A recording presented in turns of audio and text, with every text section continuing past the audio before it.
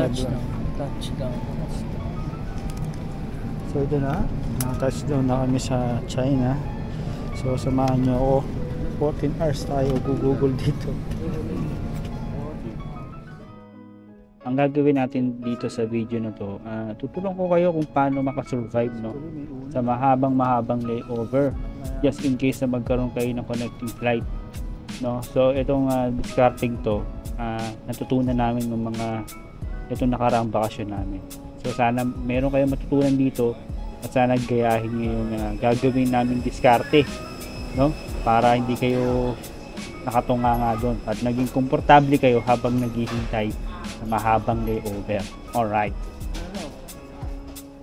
Guys, so alright, nakahanap kami ng pwesto dito, no. So ito yung paano lang, tip lang to, or ito yung ginagawa namin pag meron kang halimbawa uuwi ka ng something sa Pinas or pabalik ka na tapos meron kang tawag yung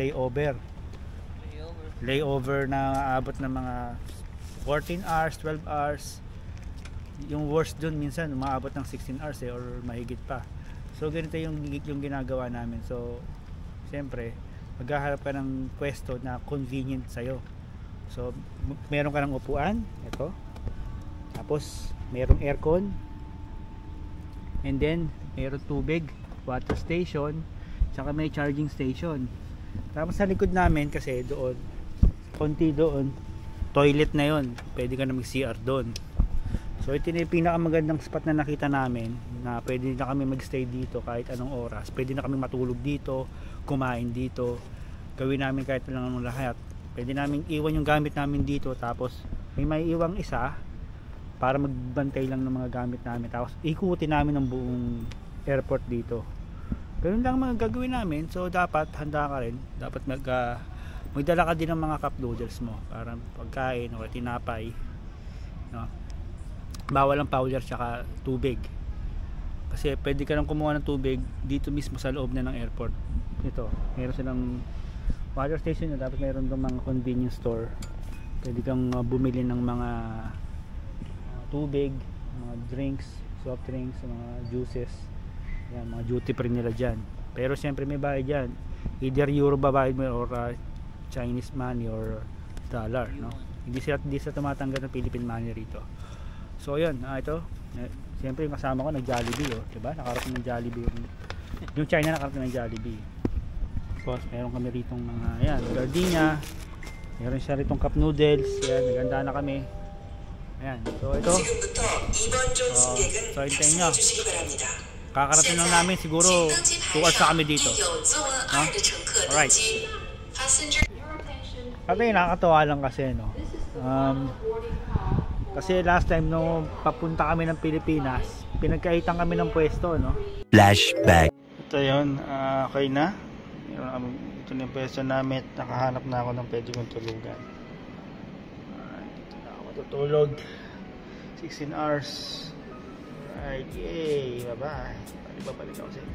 End of flashback. Ito, nasa China pa rin kami, China Eastern Airlines. Tapos kasi nung last time na nagpapunta ng Pinas, ang pangit ng pwesto namin, 16 hours yung layover namin. So ngayon, pabalik kami ng Hungary, maganda na yung pwesto namin. So sa ano pa kami, gate 16, pero naghanap kami ng gate na magandang pwesto, yung merong charger ports, maganda yung upuan, may aircon, may charger point, tapos may toilet banda doon, may toilet.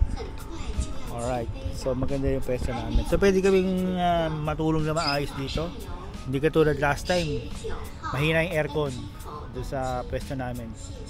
Ngayon maganda na, napakalapit namin sa aircon. Ayan. Ayan. Tapos ito, meron kami higaan ng kasama ko doon, higaan ni Arman dyan.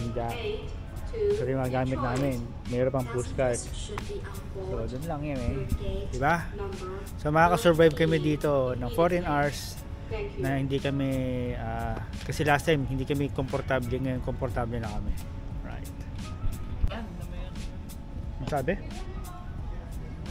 So ito, kakain kami ng pagkain. Ating kapatid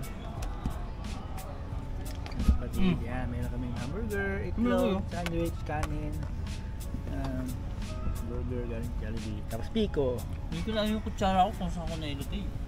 Alright, kain tayo guys.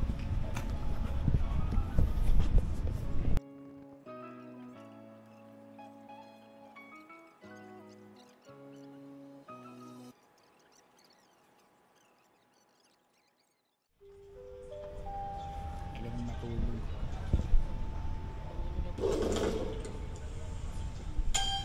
Tuloy tayo guys. 오랫동안 기다려주셔서 감사합니다. 8 hours later. Ayun kagigising ko lang kasi after namin kumain natulog na kami dire-diretso. Mahaba-haba yung tulog ko. Hindi ba kasama ko? Hindi siya nagsira yata. So ayun, sarap matulog, dire-diretso tulog mo.